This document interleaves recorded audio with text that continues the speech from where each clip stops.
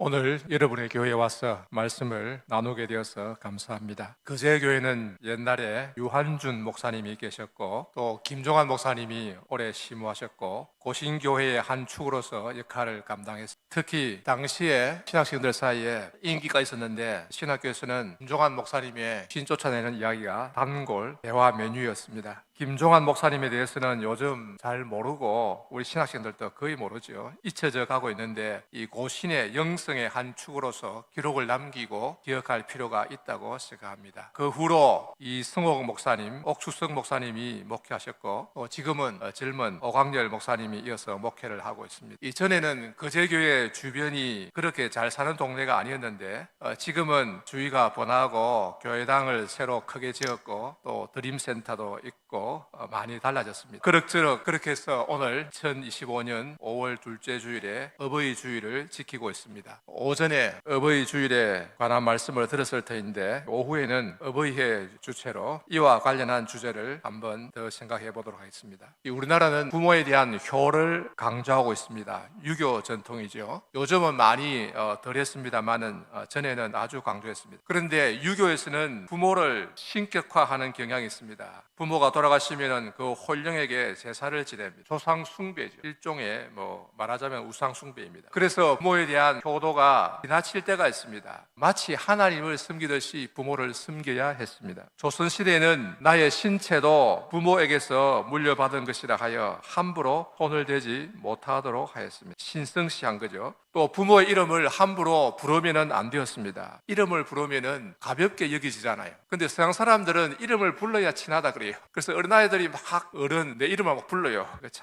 그런데 참 어렵죠. 황당합니다. 길을 갈 때도 부모보다 앞서가면 안 되고 뒤에 따라가야 했습니다. 식사할 때도 부모가 숟가락을 들기 전에 자녀가 먼저 숟가락을 들면은 안 되었습니다. 부모를 만나면은 항상 먼저 인사해야 하고 또 매일 찾아가서 문안을 드려야 했습니다. 그리고 집을 떠나 멀리 갈 때는 꼭 행선지를 밝히고 가야 했고 돌아와서는 꼭 보고를 해야만 했습니다. 혹 부모가 잘못한 일이 있으면은 간하고 3번 간해도 듣지 아니하면 울며 따라가야 한다고 가르쳤습니다. 자, 이에 비해서 서양에서는 부모에 대한 효 개념이 동양과는 완전히 다릅니다. 서양의 네덜란드에 보면 거실에 아버지, 어머니와 아들, 딸들이 의자에 쭉 둘러 앉아 있는데 아버지가 다리를 꼬고 있으면은 아들도 다리를 딱 꼬고 있습니다. 참 아주 기절초풍할 일이죠. 아버지 앞에서 다리를 꼬고 앉아서 자유롭게 말을 주고받고 있습니다. 그 외에도 더 황당한 일들이 있는데 그렇지만은 서양에서는 그들 나름대로의 질서가 있고 또 그런 가운데 부모의 권위가 있고 또 가족 간의 끈끈한 유대와 사랑이 있습니다. 없는 것 같지만은 보면은 상당히 또 깊어요. 그러나 서양에서는 부모에 대해 효에 대해서 자잘한 형식적인 것들이 없습니다. 그래서 서양의 개혁교회에서 제5계명에 대해서 설교할 때 보면은 내 부모를 공경하라 하는 이 말씀에 대해서 설교할 때 보면은 간단하게 말하고는 더 이상 말이 없어요. 할 말이 없는 거죠. 부모를 공경하라.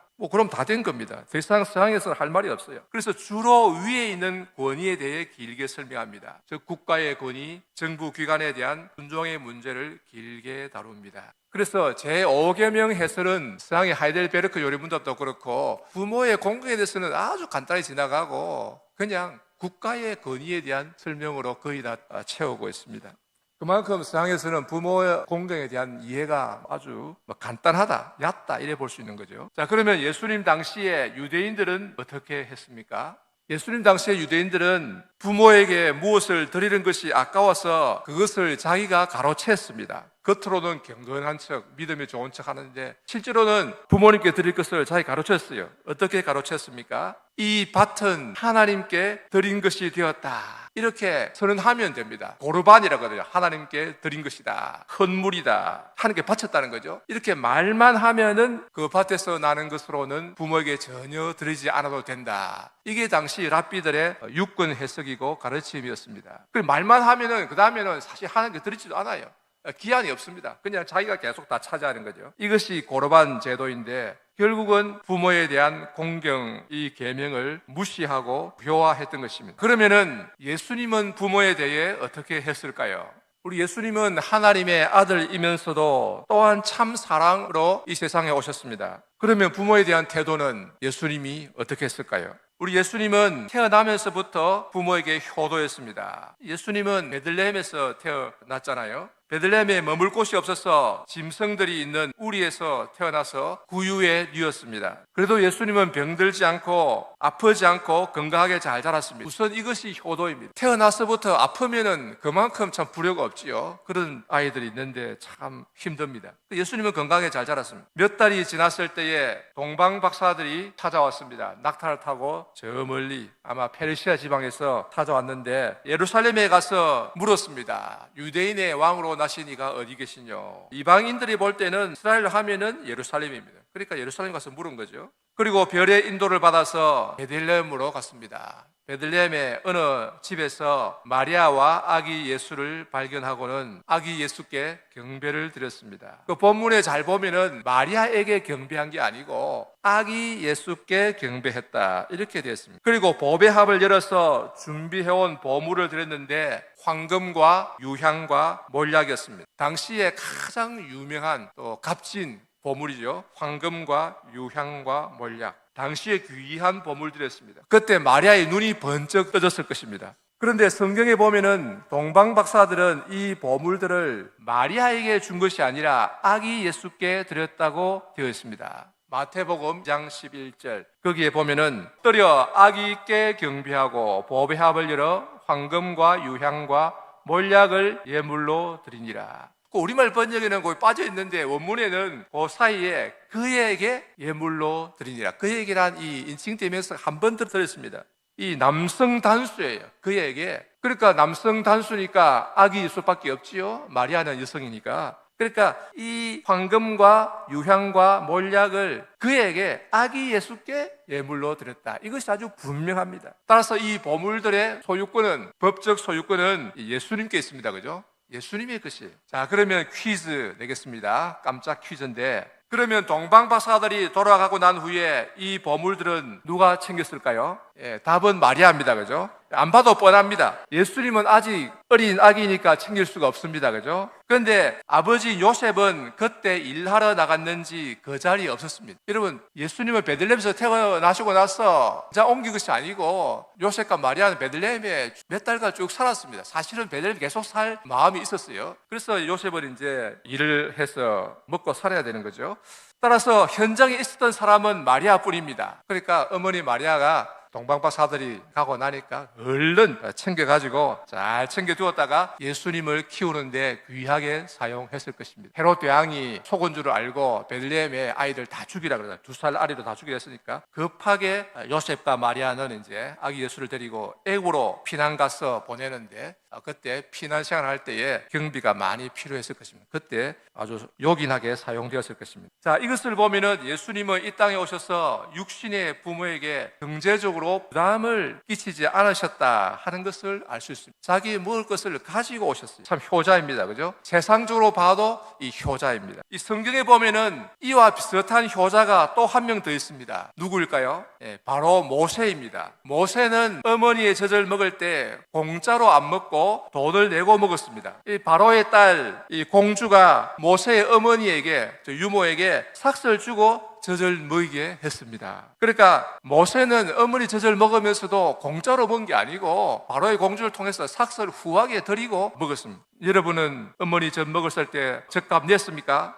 아이가 자라자 궁전에 데려가서 당대 애굽의 최고의 학자들 밑에서 약 35년 동안 교육을 받았는데 최고의 학자들 밑에서 최고의 교육을 35년 동안 받았습니다. 애굽의 모든 말과 학문의 일에 능했다 그랬습니다. 도대체 그것을 오늘날 학비로 따지면 얼마나 되겠습니까? 최고의 학자들에게서 개인 지도를 35년 받았다. 계산 불가입니다. 그런데 모세는 그 많은 교육비를 부모에게 한 푼도 부담 지우지 않고 공짜로 다 받았습니다. 그러니까 모세는 평생 부모에게 양육비 걱정, 교육비 걱정을 끼쳐드리지 않고 효도를 했습니다. 참 대단하지요? 우리 예수님도 마찬가지인데 예수님은 하나님의 아들이시라서 학교 교육을 따로 받지는 않았습니다. 회당에 다니면서 성경을 배우고 그렇게 했겠죠. 가난하게 사셨는데 사는데 생활비가 좀 들었을 것입니다. 그런데 예수님은 이 모든 생활비를 아기 때 일시불로 미리 드렸습니다. 선불로 드렸어요.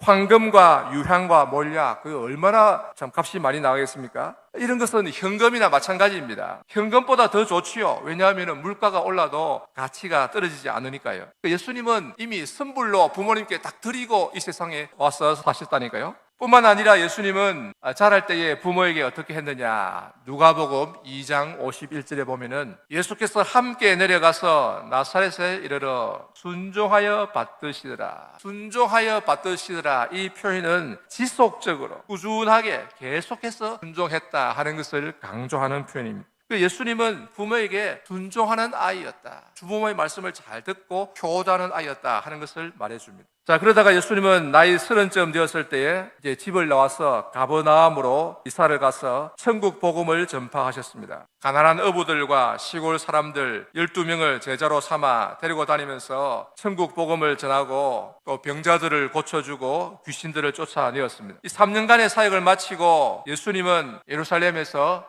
십자가에 못 박혀 돌아가시게 되었습니다. 가룟 유다가 배신하고 다른 제자들도 거의 다 도망가고 베드로도 예수님을 3번이나 부인하고 말았습니다. 예수님은 십자가에 달려 쓸쓸히 마지막 순간을 맞이하게 되었습니다. 십자가 주위에는 오직 요한과 사도 요한과 여자들이 있었습니다. 그리고 비웃는 군인들과 구경꾼들이 있었습니다. 자, 오늘 읽은 본문 요한복음 19장 25절에 보면은 예수의 십자가 곁에는 그 어머니와 이모와 글로바의 아내 마리아와 막달라 마리아가 섰는지라. 그 어머니, 예수님의 어머니 마리아입니다. 이모는 예수님의 어머니 마리아의 여동생인데 아마 그 이름은 살로메로 추정됩니다. 대개 전통적으로 살로메로 봅니다. 이 살로메는 야고보와 요한의 어머니였다. 그러니까 예수님과 사도 요한은 사촌간입니다. 이종 사촌. 그 어머니들이 서로 자매들이에요. 친자매들입니다. 그래서 상당히 가깝지요. 글로바의 아내 마리아는 엠마로 가던 두 제자 중에 하나가 글로바인데 그 글로바의 아내로 시작됩니다. 그리고 막달라 마리아라는 이름이 참 많습니다. 마리아는 원래 미리암에서 온 단어이거든요. 미리암, 그리고 마리암, 그리고 마리아, 영어의 메리 이렇게 된데 다 같은 이름입니다. 원래 미리암에서 온 말이에요. 참 유대인들이 좋아하는 이름입니다. 이 막달라 마리아는 막달라 출신의 마리아인데 7 귀신이 들렸다가 고침받은 여인입니다. 그래서 너무 감사해서 예수님을 따라다니며 예수님을 섬겼습니다. 일종의 여전도의 회장 같은 역할을 했습니다. 자, 이 여인들은 슬픈 마음으로 가슴이 찢어지는 듯한 슬픔으로 울면서 서 있었습니다. 예수님이 십자가에서 내려다 보셨습니다. 십자가에 못 박히신 지도 벌써 몇 시간이 지났습니다. 피도 많이 흘리시고 고통도 엄청 많이 당하셨습니다. 이제 기진맥진한 상태에 있었습니다. 그 상황에서 예수님은 십자가 곁에 서 있는 어머니를 보시고 말씀하셨습니다. 26절에 보면은 예수께서 자기의 어머니와 사랑하시는 제자가 곁에 서 있는 것을 보시고 자기 어머니께 말씀하시되 여자여 보소서 아들이니이다. 이 사랑하시는 제자는 사도 요한을 말합니다. 제일 어린 사도이죠.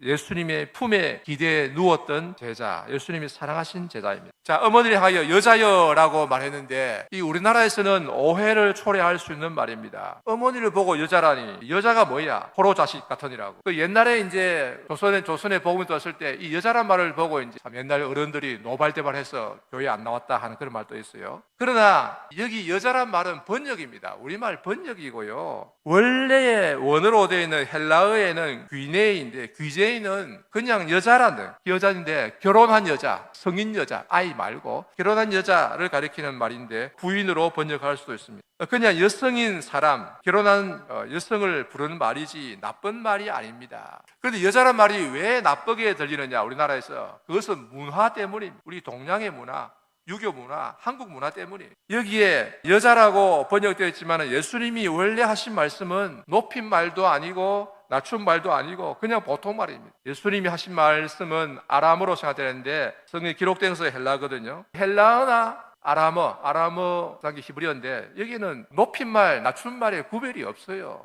그냥 보통 말입니다. 그러니까 상당히 참 편하지요. 우리나라 국어학자들은 우리나라에 뭐 높임만 있어 좋다 그러는데 외국인들 배우는데 엄청 어렵습니다. 어렵고 또 실제로 인간관계 소통을 좀 어렵게 만드는 그런 게 있습니다. 유교 문화의 영향이거든요. 우리가 좀 정직해야 되는데 그래서 이 영어에는 이 you라 하면은 다투하거든요. 높임말, 낮춤말이 없습니다. 그게 상당히 편해요. 인간관계에서. 근데 이제 독일어나 네덜란드에는 you에 구별이 있거든요. 상당히 그 격식은 있는데 좀 어려워요. 약간 고전적이긴 하지만은 조금 서로 인간관계에 편지 쓸 때 보면은 이 높임말 써야 될지 보통말 써야 될지 이게 좀 어려워요. 그래서 그냥 영어로 써버리는 게 편합니다. 그런 주제 관계에서도 그런 문제가 있습니다. 옛날에 헬라어에도 뭐 라틴어에도 히브리어, 아랍어 다 이런 높임말, 낮춤말의 구분이 없습니다. 그러니까 이 여기에 여자여라고 되어 있는 것은 번역인데 우리말의 문화 때문에 이게 이제 좀 어감이 나쁘게 들릴 수 있습니다. 그래서 이런 경우에는 이제 어머니어로 의역을 해도 되겠다 싶습니다. 자, 그런데 중요한 것은 그 다음에 나오는 보소서 아들이니이다 하는 말입니다. 보소서 아들이니이다 무슨 뜻입니까? 이제부터는 저 대신에 요한이 당신의 아들입니다 하는 말입니다. 이 요한이 어머니를 돌볼 것입니다. 예수님이 죽고 나면은 마리아에게는 아들이 하나 없어집니다. 물론 다른 아들들이 있지만은 장남이 중요하거든요. 장남이 옛날에는 가업을 입고 그 장남이 이제 없어집니다. 그러니 마리아는 얼마나 마음이 슬프고 또 외롭겠습니까? 그리고 또 당장 먹고 사는 것도 문제입니다. 옛날에는 뭐 연금 제도도 없고 하니까 당장 먹고 사는 게 문제. 그래서 아들이 있어야 됩니다. 그 장남이 참 중요하거든요. 그런데 예수님에게 동생들이 많이 있는데 왜 요한을 아들로 지정해 주셨을까요?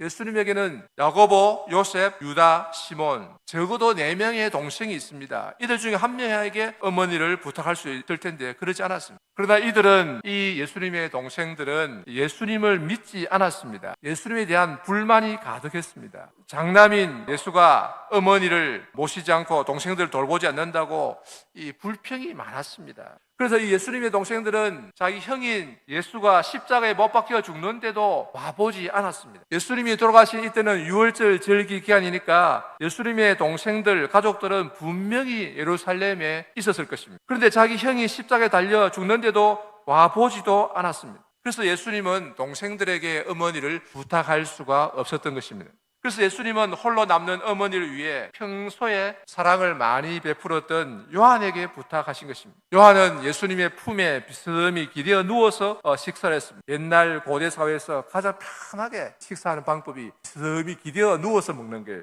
이 요한은 3년 동안 예수님의 품에 안겨서 사랑을 많이 받았습니다. 예수님의 품은 요한이 독차지했습니다. 그런데 여러분, 많이 받은 자에게는 많이 요구한다고 하였습니다. 사도 요한은 예수님에게서 사랑을 듬뿍 받았기 때문에 예수님은 세상을 떠나실 때에 이 요한에게 자기 어머니를 부탁하셨고 또 요한은 이 부탁을 쁨으로 받아들였습니다. 그래서 예수님은 요한을 보시고 이제 말씀하셨습니다. 27절에 보면은 또 그 제자에게 이르시되 보라 내 어머니라 하신대 그때부터 그 제자가 자기 집에 모시니라.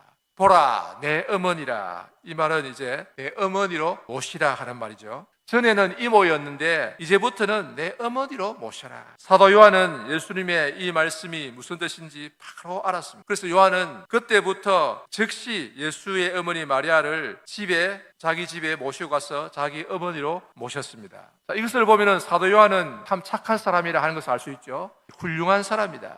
예수의 말씀에 그대로 순종했습니다. 즉시 그때부터 마리아를 자기 집에 모시고 가서 모셨다. 여러분, 요즘 남자 같으면은 어떻게 하겠습니까? 비록 이모이지만은 내 어머니로 모시라. 그럼 어떻게 하겠습니까? 요즘 남자 같으면은 대개 집에 가서 사람에게 물어보고요. 그러면은 안 됩니다. 그죠? 100% 안 됩니다. 안 되고, 야, 난 맞죠? 당신 정신이 있어 없어? 그런데 사도 요한은 착했습니다. 물론 옛날에 기준입니다만은. 그런데 요즘의 기준으로는 이런 남자는 모자란 사람이죠. 한참 모자라고 간이 큰 사람입니다. 물론 요한의 아내도 참 훌륭합니다. 마리아를 모시는 것은 사실상 요한의 아내의 몫입니다. 그죠? 요한은 처음에 모시고 가면은 그것을 끝이고 인사만 드리면 되고 요한의 아내가 다 모셔야 됩니다. 참, 그런데 성경에는 요한의 아내의 이름도 기록되어 있지 않습니다. 이름도 없는 요한의 아내, 누구인지도 모르는 아내, 그 아내가 참 훌륭하다 그런 생각을 합니다. 그래서 요한의 아내는 시어머니 둘을 잘 모셨습니다. 살로메라는 원래 시어머니 있고 또 이모였던 또 마리아를 또 시어머니로 모시게 되었습니다. 자, 그러면 예수님의 어머니 마리아는 그 후에 어떻게 되었을까요? 사도 요한의 집에 살면서 사도들의 숙식을 돕고 또 예루살렘 교회에서 봉사를 많이 했을 것입니다. 식탁 봉사와 날마다 식탁 봉사가 있거든요. 식사를 해서 가난한 자들에게 고아와 가부들에게 나눠주는 이 식탁 봉사. 그리고 여러 가지 일들을 하면서 섬겼을 것입니다. 그리고 또 기도회를 많이 했을 것입니다. 사도 요한은 다른 사도들과 함께 예루살렘에서 복음을 전했습니다. 아주 중요한 역할을 했죠. 베드로와 함께. 그래서 예루살렘 교회가 제법 커졌습니다. 많이 커졌습니다. 사마리아에도 복음이 전파되고 유다 전역에 복음이 전파되고 그리고 그 인근의 수리아와 그 주위로 복음이 전파되어 나갔습니다. 자, 그러다가 세월이 흘러서 주후 66년에 전쟁이 발발했습니다. 제1차 유대인의 전쟁인데 유대인들 가운데서 과격분자들, 열심당원들이 로마에 대해서 반란을 일으켰습니다. 우리는 이방인 로마인의 지배를 받고 살 수가 없다. 우리는 여호와 하나님만 섬긴다. 우리에게는 율법이 있다. 우리는 하나님의 나라가 임하기를 앉아서 기다릴 수만은 없다. 우리 힘으로, 무력으로, 칼로 하나님의 나라가 임하게 해야 된다. 이렇게 주장하면서 선동을 했습니다. 그래서 주 66년 6월에 황제를 위한 매일 번제를 중단했습니다. 황제를 위한 매일 번제는 황제에게 드린 게 아니고요. 황제를 위해서 하나님께 드리는 번제인데 로마의 황제 아우구스투 황제가 아주 너그러워서 유대인들의 종교를 다 인정하고 마음대로 제사 드리고 하라. 그러나 나를 위해서 로마 제국의 평화를 위해서 하나님께 번제를 좀 드려다오. 그래서 매일 양 2마리와 소 1마리를 바쳤습니다. 황제가 비용을 대었다 하는 말이 있는데 유대인들이 유대민족이 돈을 모아서 비용을 대었습니다. 그래서 황제를 위한 매일 번제를 중단한 것은 전쟁 선언과 같은 선전포고와 같은 의미를 지니게 되었습니다. 그해 66년 12월에 진압하러 왔던 로마군이 거의 다 점령할 뻔했는데 갑자기 퇴각을 했습니다. 뜻을 이루지 못하고 퇴각할 때에 유대인들의 기습 공격을 받아서 거의 전멸해버렸습니다. 5천여 명이 죽었습니다. 그래서 로마의 네로 황제는 이 보고를 받고는 안 되겠다. 옆에 있던 베스파시우스 장군에게 진압 명령을 내렸습니다. 그래서 큰 전쟁으로 발전했습니다. 그래서 그 전쟁은 오래 끌었는데 주후 70년에 예루살렘이 완전히 멸망하고 말았습니다. 그때 죽은 사람이 총 110만 명이 된다고 합니다. 자, 그런데 유대인의 전쟁 발발 직후에 66년 전쟁 발발 직후에 기독교인들은 유대를 떠나게 되었습니다. 예수님의 말씀을 따라서 예루살렘을 떠나서 다른 곳으로 피난을 갔습니다. 사도 요한과 다른 사도들도 그때 팔레스타인 지역을 떠나서 다른 지역으로 떠났는데 사도 요한은 그때에 소아시아의 에베소로 이동하게 되었습니다. 바로 에베소로 간 것은 아니고 아마도 수리아 지역에서 한 2년간 있으면서 복음을 전했을 것입니다. 그러다가 68년경에 에베소에 도착했는데 에베소 교회에서 이제 교역자로 청빙한 것입니다. 사도 바울은 순교했고 에베소 교회를 다니던 디모데도 로마로 가서는 이제 사정이 생겨서 오지 못하고 그래서 에베소 교회가 비었습니다. 그래서 이제 사도 요한을 교역자로 청빙한 것입니다. 그런데 66년경에 예루살렘을 떠날 때에 요한은 예수님의 어머니 마리아를 모시고 갔다고 하는 전승이 전해 내려오고 있습니다. 그래서 마리아는 에베소에서 살다가 성천했다, 하늘 올라갔다 하는 그런 전승이 있는데 마리아가 성천했다는 것은 가톨릭의 미신이죠. 그럴 리가 없습니다. 그러나 마리아는 예루살렘에서 살다가 죽었다고 하는 전승도 있습니다. 그런 기록도 있습니다. 41년경에 그러니까 좀 이른 시기죠. 나이가 마리아 나이 한 62세 또는 3세 때 그때 예루살렘에서 죽었고 예루살렘에 마리아 무덤 교회가 있습니다. 그래서 마리아의 죽음에 대해서는 어느 게 맞는지는 알 수가 없습니다. 어쨌든 예수님은 하나님의 아들로서 이 땅에 와서 복음을 전하시고 다시 하늘로 올라가셨는데 그 바쁜 와중에서도 육신의 부모에 대한 책임을 다 하셨다 하는 것을 알 수 있습니다. 하나님 나라의 영적인 일, 복음 전한 일을 하면서도 육신의 부모에 대한 의무를 잊지 않고 다 하셨다는 것을 알 수 있습니다. 십자가에 달려 돌아가시기 직전인데 아파서 죽겠는데 이제 기운도 빠지고 정신이 희미해질 때인데도 육신의 어머니를 생각하시고 사랑하시는 제자 요한에게 어머니를 부탁하셨습니다. 이를 위해 예수님은 3년 전부터 요한을 특별히 사랑하시고 자기 품에 기대어 눕게 하셨던 것입니다. 자, 뿐만 아니라 예수님은 육신의 동생들도 잊지 않으셨습니다. 평소에 늘 불만을 가지고 있던 동생 야고보를 예수님은 특별히 생각하시고 부활하신 후에 친히 야고보에게 찾아가셨습니다. 죽은 형님이 눈앞에 나타나니까 야고보는 기절초풍했겠죠. 그제서야 야고보는 형 예수가 인간적인 형님이 아니라 하나님의 아들인 줄 알고 그 앞에 무릎을 꿇었습니다. 당신은 나의 주이십니다. 나는 당신의 종입니다. 이렇게 고백했습니다. 이때 예수님은 아마 이렇게 말씀하셨을지도 모릅니다. 내가 없는 동안에 네가 어머니를 모신다고 얼마나 수고가 많았느냐. 고맙다 야고보야. 그 후로 야고보는 예수님을 주로 믿고 복음을 전하는 사도가 되어서 예루살렘 교회의 지도자가 되었습니다. 형인 예수님을 주라 부르면서 자기를 예수 그리스도의 종이라고 부르면서 신실하게 주님을 섬겼습니다. 그러다가 62년경에 순교했습니다. 그리고 야고보의 동생 유다도 예수님을 믿고 복음을 전하는 사도가 되었습니다. 그리고 예수님의 친동생인 야고보와 유다는 다 예수님을 전하는 훌륭한 사도들입니다. 초대교회 지도자들이 되었습니다. 이것이 예수님의 부활에 대한 또 강력한 증거가 되기도 합니다. 그래서 우리 신약성경에 보면 야고보서와 유다서가 남아있습니다. 예수님이 결국은 육신의 동생들도 팽개치지 않고 잘 돌보았다 하는 것을 알 수 있지요. 그러므로 사랑하는 우리 성도 여러분 모두 눈에 보이지 않는 하나님을 사랑하고 잘 섬기는 성도들이 될 뿐만 아니라 눈에 보이는 부모도 잘 섬기고 육신의 형제, 자매도 잘 돌보아서 하나님 앞에서와 사람들 앞에서 칭찬받는 성도들이 다 되시기를 바랍니다. 우리의 행실이 바로 되면 하나님이 기뻐하시고 그러면 하나님이 우리의 기도를 잘 들어주십니다. 하나님은 의인의 기도를 들으시고 의인의 소원을 이루어 주신다고 하셨습니다. 그래서 하나님이 기뻐하시고 하나님이 복 주시는 귀한 성도들이 다 되시기를 바랍니다. 아멘.